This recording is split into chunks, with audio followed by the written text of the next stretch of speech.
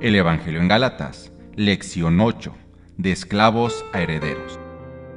El propósito de la lección de esta semana es que aquellos que perezcan perecerán porque rehusaron ser adoptados como hijos de Dios a través de Jesucristo. La lección la dividiremos en dos partes. La primera, nuestra relación con la ley, y la segunda, soy un hijo del Rey.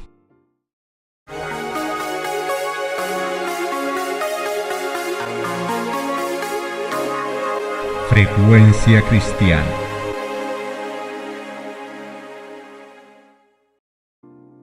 El orgullo del hombre le impide que acepte la provisión para la salvación, pero el mérito humano no bastará para admitir un hombre en la presencia de Dios. Lo que hace aceptable a un hombre delante de Dios es la gracia impartida de Cristo, a través de la fe en su nombre.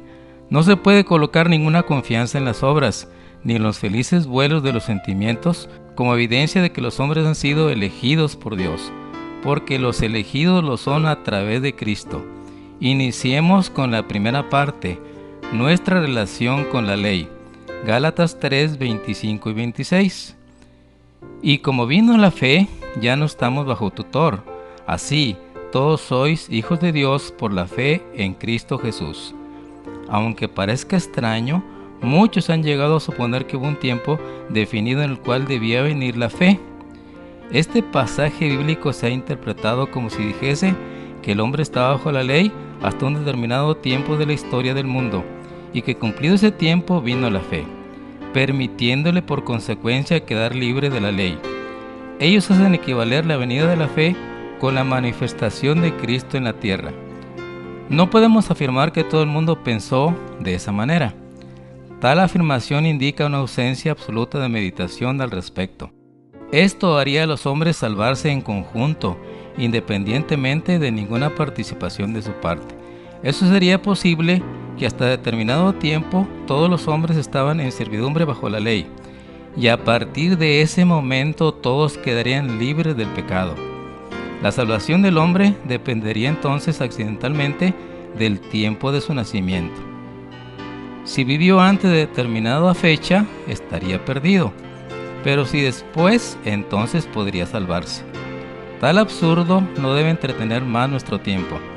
Nadie puede pensar seriamente que el apóstol se está refiriendo aquí a un tiempo fijo y determinado en la historia del mundo, que hace la división entre las así llamadas dos dispensaciones, sin abandonar de inmediato el argumento. ¿Cuándo entonces vino la fe? Romanos 10:17. La fe viene por el oír, y el oír por la palabra de Dios. Cuando quiera que un hombre recibe la palabra de Dios, la palabra de la promesa que le presenta la plenitud de la ley, y no lucha más en su contra, sino que se rinde a ella, entonces la fe viene a él. El capítulo 11 de Hebreos menciona que la fe viene desde el principio, desde el tiempo de Abel. El hombre ha encontrado libertad por medio de la fe. El único tiempo fijo y determinado es ahora, hoy. Hoy es el tiempo aceptable, hoy es el día de la salvación. Si escuchamos hoy su voz, no debemos endurecer nuestros corazones. Romanos 3:27. Todos los que habéis sido bautizados en Jesús, de Cristo estáis revestidos. Romanos 6:3. ¿No sabéis que todos los que hemos sido bautizados en Cristo Jesús, hemos sido bautizados en su nombre? Es por medio de su muerte que Cristo nos redime de la maldición de la ley, pero debemos morir juntamente con Él. El bautismo es un símbolo de su muerte. Nos levantamos del bautismo para caminar en novedad de vida. La vida de Cristo por medio del Espíritu Santo, Gálatas capítulo 2 y versículo 20. Con Cristo estoy juntamente crucificado, y no vivo yo, sino vive Cristo en mí. Y lo que ahora lo vivo en la carne, lo vivo en la fe del Hijo de Dios, el cual me amó y se entregó a sí mismo por mí. Habiéndonos revestido de Cristo, llegamos a ser uno con Él. Estamos completamente identificados con Él. Nuestra identidad se pierde en la suya. Con frecuencia se dice de alguien que ha sido convertido al Evangelio: ha cambiado tanto que ya no se le reconoce, ya no es la misma persona. Por supuesto que ya no lo es. Dios lo ha cambiado, es una nueva criatura. Siendo uno con Cristo, la persona tiene derecho a lo mismo que Él. Tiene el derecho para habitar en los lugares celestiales donde Él se encuentra. De la prisión del pecado, el hombre es exaltado a la morada de Dios. Esto, por supuesto, en el entendimiento de que su bautismo haya sido una experiencia real, no solo un formulismo, no haber sido bautizado simplemente en el agua, sino en Cristo, en su vida. La palabra bautismo significa sumergir, hundir, inmergir. Cuando somos bautizados en Él, debemos ser sepultados y desaparecer en su vida. Solamente Cristo podrá entonces ser visto. Ya no vivo yo, mas vive Cristo en mí. Porque somos bautizados en su muerte, para que como Cristo resucitó de los muertos por la gloria del Padre, así también nosotros andemos en novedad de vida. Habiendo sido reconciliados con Dios por la muerte de Cristo, somos salvos por su vida. Así que el bautismo, no el mero formulismo, sino el hecho real, nos salva. Al ser sepultados en el agua en el nombre del Padre, del Hijo y del Espíritu Santo, el creyente está conscientemente dando a entender su aceptación del agua de la vida, que es la sangre de Cristo, la cual limpia de todo pecado, y de su entrega a Él para vivir de cada palabra que sale de la boca de Dios. A partir de entonces desaparece de la vista, y la vida de Cristo se hace manifiesta en su carne mortal. Gálatas 3, 28 y 29. Ya no hay judío ni griego, ni siervo ni libre, ni hombre ni mujer, porque todos vosotros sois uno en Cristo Jesús. Y ya que sois de Cristo, de cierto sois descendientes de Abraham, y conforme a la promesa, herederos. No hay diferencia. Esta es la nota tónica del Evangelio. Todos son pecadores por igual, y todos son salvos de la misma manera. Aquel que hace distinción en base a la nacionalidad, haciendo una diferencia entre el judío y el gentil, podrá también hacer una diferencia sobre la base del sexo, alegando que la mujer no puede ser salva del mismo modo y al mismo tiempo que lo hace el hombre, o bien que un siervo no puede salvarse de la misma manera que su amo. No solamente hay un camino, y todos los seres humanos de cualquier raza y condición son iguales delante de Dios. Todos vosotros sois uno en Cristo Jesús, y Cristo es el uno. Por eso es que dice las Sagradas Escrituras, no dice y a sus descendientes, como si hablara de muchos, sino de uno solo, a tu descendiente, que es Cristo Jesús. Ya que sois de Cristo, de cierto sois descendientes de Abraham, y conforme a la promesa, herederos. Hay solamente una simiente, pero abarca a todos los que son de Cristo. Cristo es la simiente. Esto queda plenamente establecido. Pero Cristo no vive para sí mismo, sino para sus hermanos. El propósito de Dios es reunir en una sola todas las cosas en Cristo. Él pondrá un alto a todo tipo de división, y lo hace ahora en aquellos que lo aceptan. En Cristo no hay distinción de nacionalidad, ni de clases, ni de rangos. Ningún cristiano piensa de los demás como siendo ingleses, alemanes, rusos, turcos, chinos o africanos, sino que simplemente los concibe como hombres y por lo tanto como posibles herederos de Dios en Cristo. Si ese otro ser humano, independientemente de su raza o nacionalidad, es también un cristiano, entonces el lazo se vuelve mutuo y por lo consiguiente más fuerte. Continuemos con la segunda parte. Soy un hijo del rey. Gálatas 4, 1 y 2. Digo además que mientras que el heredero es niño, en nada difiere del siervo, aunque es señor de todo, sino que está bajo tutores y administradores hasta el tiempo señalado por el Padre.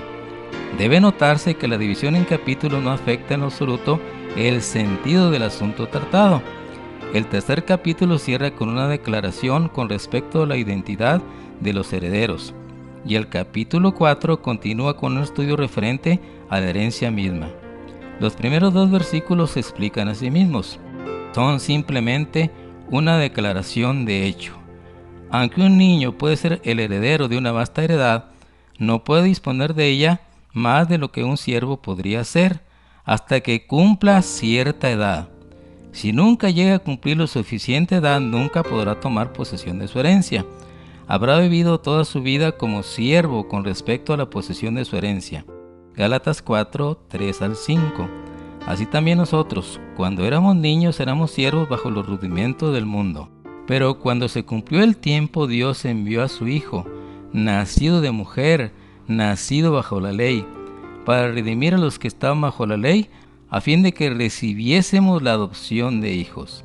Si observamos un poco más adelante en el 5º versículo, la palabra niño se utiliza para referirse al estado anterior a la recepción de la adopción de hijos.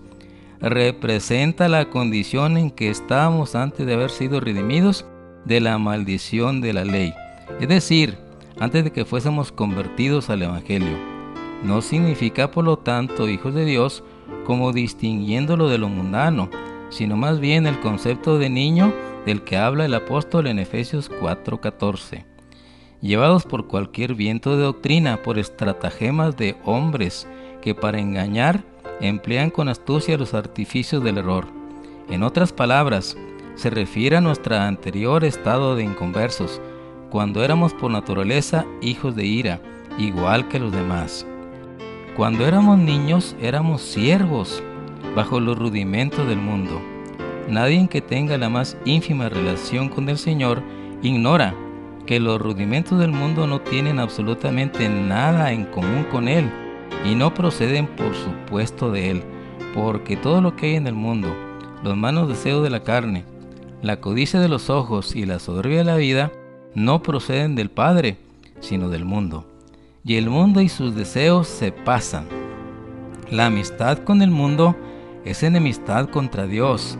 El que quiere ser amigo del mundo se constituye en enemigo de Dios.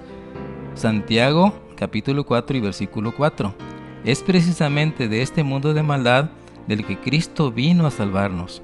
Se nos advierte: mirad que nadie os engañe por medio de filosofías y vanas sutilezas, según la tradición de los hombres conforme a los elementos del mundo y no según Cristo. Colosenses capítulo 2 y versículo 8.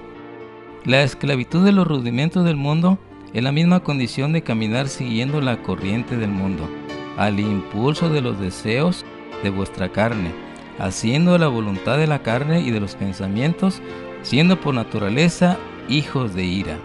Es la condición de los hombres que están sin Cristo, excluidos de la ciudadanía de Israel, ajenos a los pactos de la promesa, sin esperanza y sin Dios en este mundo. Dios no ha desheredado la raza humana, por lo tanto, como el primer hombre creado fue llamado Hijo de Dios, todos los hombres son herederos en el sentido de ellos forman la minoría. Como aprendimos antes que viniese la fe, aunque todos estábamos alejados de Dios, éramos no obstante guardados bajo la ley, resguardados por un guardia severo, encerrados, a fin de que pudiésemos ser guiados a aceptar la promesa.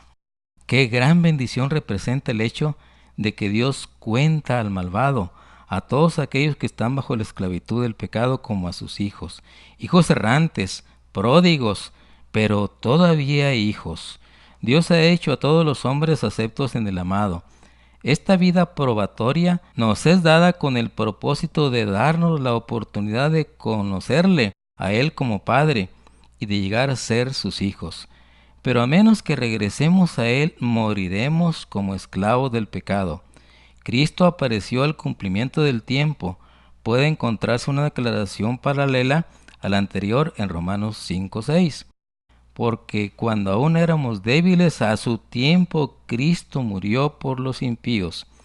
Pero la muerte de Cristo es efectiva en aquellos que viven ahora y en los que viven antes de que Él fuese manifestado en la carne en Judea, sin excluir a los que vivieron en ese tiempo preciso.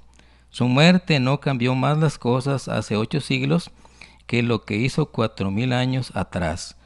No tuvo más efecto en esa generación que en cualquiera de las otras generaciones.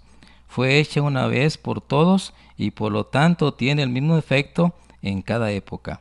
El cumplimiento del tiempo era el tiempo predicho en la profecía, cuando sería revelado el Mesías, pero la redención fue hecha para todos los hombres de todas las épocas. Él está designado desde antes de la fundación del mundo, pero manifestado en este último tiempo.